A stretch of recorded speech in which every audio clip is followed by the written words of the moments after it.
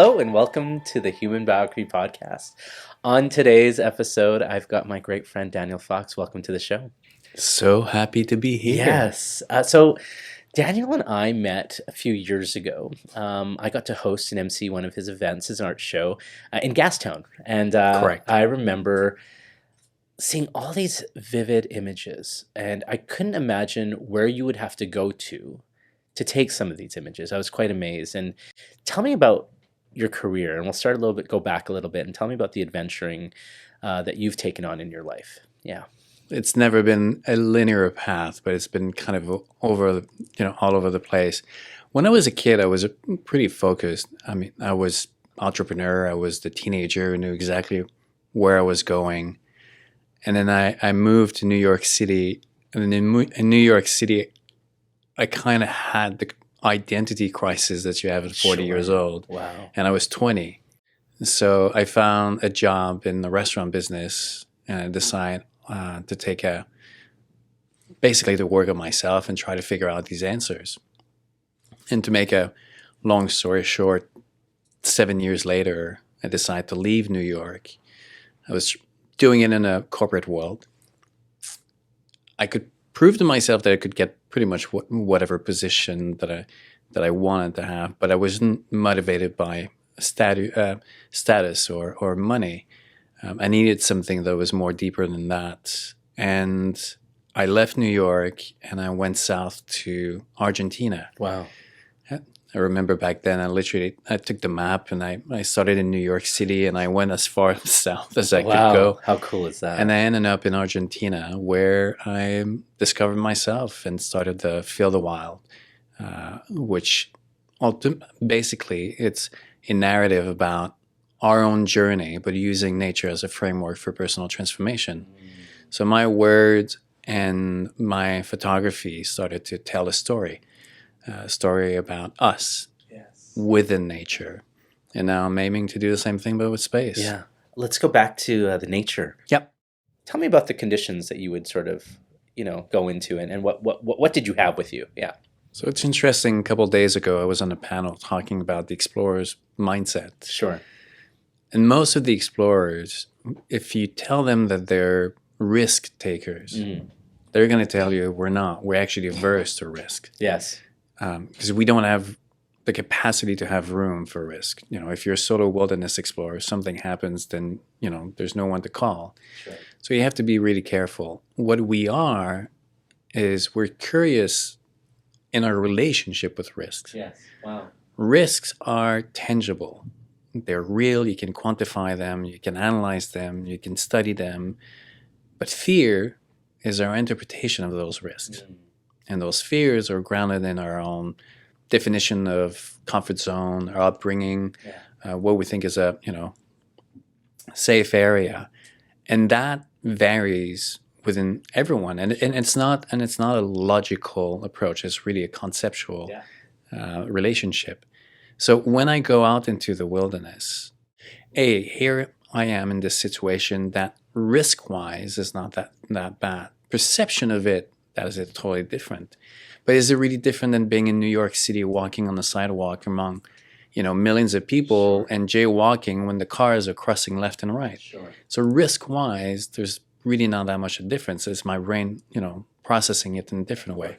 So always going out is trying to be an observer of myself in those environments and teaching that I have a power to reframe the narrative that it's happening. And I created, a little mantra, these 4 words that you know, to stop, breathe, relax, listen, which allows me to not let the event define myself. That's right. So the events happen, but then I have the power to reframe how I want to react to them. So it's really about kind of taking ownership and becoming the master of your own little world. So it's one thing to survive in nature and go through that, but you capture it as well. I've seen you capture. I've seen videos, and obviously we've worked together. I've seen videos and photography that you're in it as well. So you're part of the art. Can you tell me about that? My own version of a selfie. Yeah. Oh, well, it's far more glamorous and much more nature-esque. But Tell me about adding that component of visual creativity in that lifestyle. I've always felt that these experiences that I had meant nothing unless they were shared. Like if I go out and just do it and keep it for myself, then what's the point? Like it's the richness of life is being connected and sharing our stories to, Absolutely. and having these different perspectives so that together we can enhance and elevate our narrative. So for me, it was important to put myself where I was going and giving people a point of reference and telling them it's like, okay, nature exists, but we have a place in nature. Yes.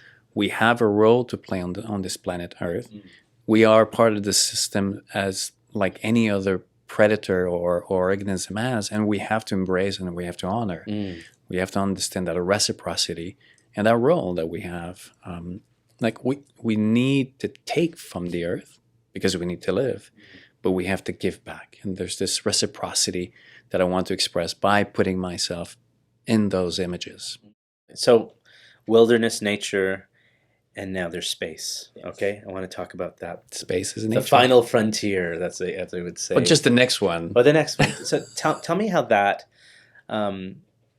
progressed in your mind to be the next chapter in what you're pursuing and looking at. And I find it so fascinating because we've had walks and talks about this, and I've seen that evolve, and I think it's awesome. And so I'd love to hear more about that. I had this aha moment at the beginning of 2020 when I realized, and Elon Musk was part of it because he made it a reality. That's right.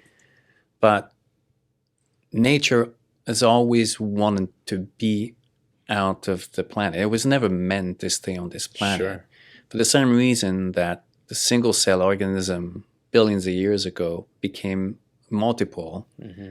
We have a single planet now that is about to become multiple. Wow. The universe, and not that I want to give a personality to the planet or to the universe, but they are organisms like any other organisms. They have a journey of an arc of journey, and they have kind of a purpose for life is to connect. So the Earth started as a really primitive entity, a piece of rock, really hostile, and then became more complex and started to have life. And I always say that the planet's first startup was like the dinosaur era. Sure. And then it kind of like fell because of this rock falling from the sky. And then it started again. And then the rise of the mammal. Within the mammals, there's one species who somehow has managed to make quantum leap of development, and for the first time in 4.6 billion years is about to take the Earth knowledge to outer space and ultimately contribute to the desire of life in the universe to connect. So that is nature. We're going to space not because we want to. We're going to space because life is always wanting to go to places where it can. Wow. When we don't go to places, it's not because we don't want to. It's because we can't. Yes. If we get ourselves at the beach, Sure, and we look out on the water, we want to go on that water. absolutely. But if we don't have the tools, we can. And it's the same thing with the space. We've always wanted to go beyond, but we just didn't have. And now we're like, there are only 2 times in our evolution that have created a leap of evolution. The first time was when we came out of the water. The second is when we came down from the trees. And this place where we're going right now is going to create the same kind of evolution that happened in the past. I mean, it's just, we won't live it, but we're at the beginning of it, but it's incredible.